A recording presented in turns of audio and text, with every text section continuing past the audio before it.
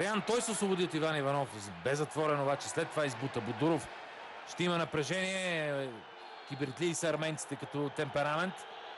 Разбира се, фитила беше запален. Сега пък Маркос удря в лицето Николай Михайлов. Разбира се, не точно не си представите като удар от бокса, но стана меле. Тук ще има картони.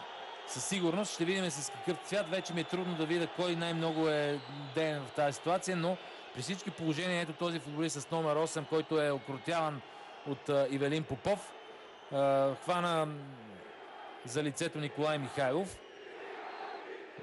Тук Дяков бе изблъскан преднамерено, след като Николай Михайлов лови топката. Всичко тръгна от, бих казал, доста грубото блъскане в гръб на Мхитарян в гърба на Бодуров при една топка, която вече беше в ръцете на Михайлов, което беше доста неспортсменско от страна на звездата на арменците. Ето го Мхитарян.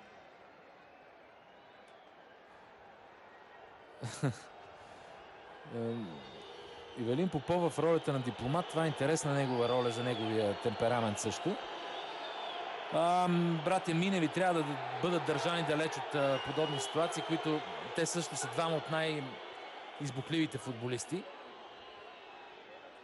Нямаме нужда от тези разправи, защото се получават излишни жълти картони, които се натрупват в последствие, а има още доста мачове.